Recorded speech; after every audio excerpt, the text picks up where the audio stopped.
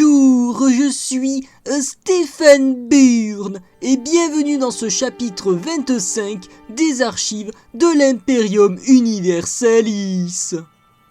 Marcus Brachiald et Scarlett avaient tout raconté aux deux autres jeunes femmes concernant leur état de réincarnation des défunts Arkentos et Dahlia Anders.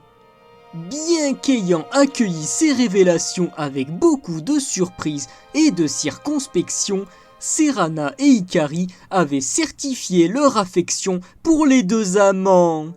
Mais il avait été décidé de mettre une relative distance, formant ainsi deux couples distincts, la Quanari et l'Alphéide, planifiant de se marier dans un futur proche.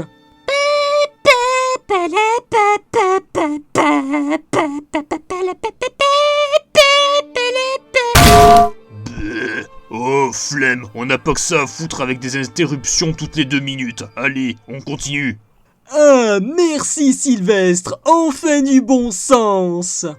Le lendemain, les choses s'étaient quelque peu corsées pour l'empereur de Terra Prime. Les personnalités de Marcus et d'Arkentos s'entrechoquant et se parasitant mutuellement. Cette situation destinait l'humain à sombrer dans la folie durant les jours, voire les heures à venir.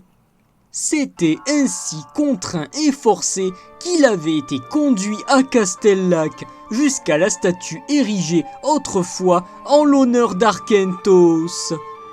Marcus, résistant comme forcené, empli de désarroi et de la volonté de se laisser mourir, il avait fini par céder face au chagrin insoutenable de Scarlett.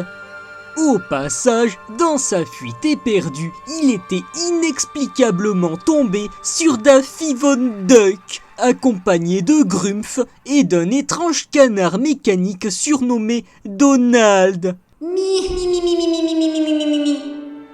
S'enfonçant dans un sous-sol à la base de la statue, l'humain était entré en contact avec la lame sacrée d'harmonie. Oh, my true mentor, my guiding.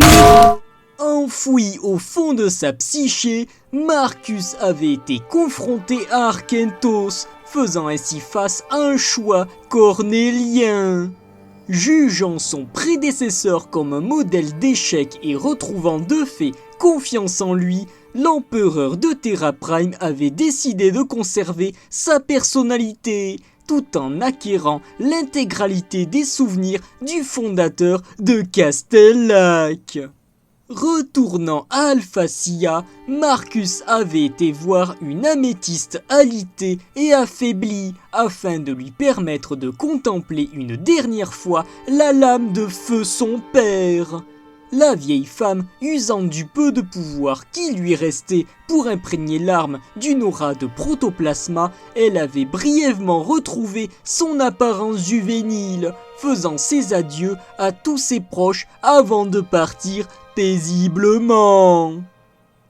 Après cela, l'empereur de Terra Prime avait sollicité l'aide de ses amis ingénieurs Omnocron afin de scinder la lame sacrée en deux, intégrant les fragments à son armure assistée à la manière de redoutables griffes rétractables.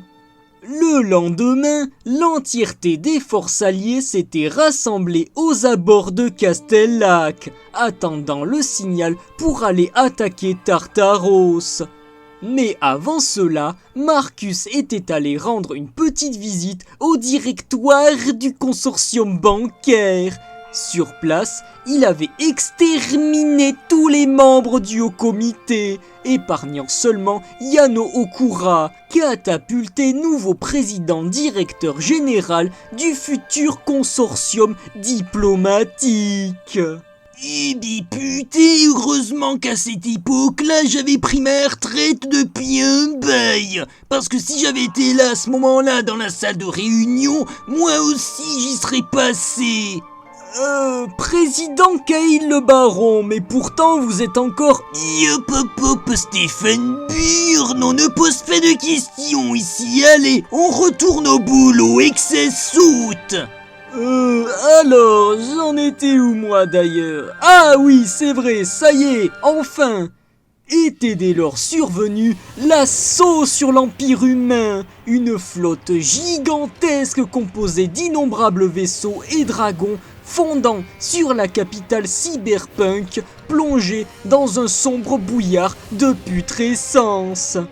Dans la rage de la bataille, des rayons ardents provenant de Chorisoru étaient tombés sur les engins de Jirasarlam, ces attaques étant générées par Estrella Lucius, retenu en otage et exploité pour son énergie ésotérique solaire héritée de sa mère. À dos de Ryukiro, Marcus avait débarqué avec fracas dans la salle du trône, affrontant l'empereur dieu Pieris Pride pendant que ses alliés étaient partis à la recherche de Madohata. Dans la foulée, Nina avait révélé avoir mis la main sur une autre feuille lacrymale, l'ayant utilisée afin de recouvrer les souvenirs de sa vie antérieure. Elle était devenue Nina Caleb, tueuse d'empereurs, restant malgré tout fidèle à ses alliés actuels. Abattant et achevant l'infâme tyran sans même subir la moindre égratignure sur son armure, l'empereur de Terra Prime s'était ensuite confronté à Lord Kenkyonago, l'éliminant après que ce dernier se fût moqué de lui pour la dernière fois. Descendant dans les macabres souterrains du palais, Marcus s'était retrouvé face à une scène des plus sinistres. Ryukiro gisant au sol dans une mare de sang, Serana et Nina étant enfermés dans des cuves de quarantaine, pendant que Scarlett était attachée à un mur, une scie circulaire menaçant de la couper en deux sur toute sa hauteur. L'empereur de Terra Prime s'était retrouvé face à un dilemme posé par le clown démoniaque. Pour sauver sa bien-aimée, il devrait abuser ses du clone enfantin d'Ileana Duncan. Refusant de commettre un acte aussi atroce, Marcus avait pris la décision de tuer l'enfant, condamnant ainsi Scarlett à une mort horrible. En quoi tuer un enfant est un acte moins horrible que... Ta gueule, Billy, reste au sol. Cependant, l'arrivée intempestive de Lord Dokaimon, venu à la rescousse de la jeune femme, avait déstabilisé Madohata, ce dernier subissant une onde énergétique émanant d'un orbe tenu par un drôle d'humain vêtu d'un kimono bleu. L'empereur de Terra Prime, allant au contact du clown, il l'avait pourfendu avec rage et puissance, mettant un terme à sa misérable existence.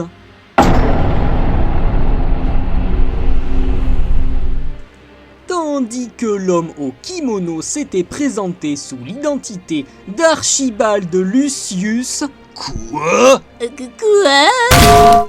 Oui, vous avez bien entendu, Archibald Lucius, venu d'une autre dimension parallèle, accompagné d'un Alfred Kermit également alternatif. Bah ouais. Sauf que ce dernier n'a point ma magnifique chevelure. Tout à fait. Ce faisant en parallèle, Dokaimon avait dévoré le cadavre de Madohata. L'homme scolopendre avait retrouvé sa véritable forme, celle d'un proto-wormoid pourvu de bras et de pinces, disparaissant dans le sol après avoir remercié l'humain. Là, Mère Symphonie était apparue, remplissant sa part du contrat en accordant à Marcus et Scarlett l'immortalité complète. Plus de vieillissement, les besoins biologiques vitaux devenant accessoires, avec une capacité de régénération totale et absolue. Tandis que Ryukiro, soigné par Archibald avant son départ, était remonté avec tout le monde indemne, Marcus était resté sur place pour incendier le laboratoire de Madoata, qui était rempli de corps démembrés d'enfants et d'expériences ratées à demi vivantes. Après avoir poussé un hurlement de désespoir, l'humain avait eu la surprise d'entendre la voix de Lena résonner dans l'intercom de son casque. Elle était toujours vivante, sous la forme d'une conscience artificielle. Passant de nombreux jours à parcourir à pied la région ayant été guérie de la putrescence de Mère Symphonie, Marcus était arrivé auprès de l'arbre-ciel régénéré nimbé de flammes bleues spectrales. Il y avait fait la connaissance d'Ezumé le chat aquatique, l'esprit gardien revenu à la vie après la défaite de Tartaros. Après tout cela, l'humain avait marché encore plus longtemps, prenant bien son temps pour rejoindre Alphacia, afin de pouvoir parler avec Lena et renouer leur amour qui avait été injustement brisé par l'autre enfoiré de clown. Revenant sur l'île Alphéide, Marcus avait assisté au mariage célébré entre Serana et Ikari, tandis que Yano Okura avait fait un pont diplomatique entre le pape X Ier et Scorn One Mig, scellant ainsi une nouvelle ère de paix et de prospérité pour Symphonie tout entière.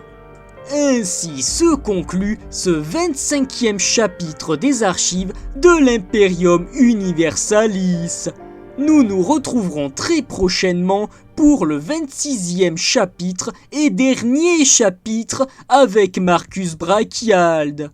Merci à vous d'avoir écouté et regardé. À très bientôt. C'était Stéphane Burn. À vous les studios.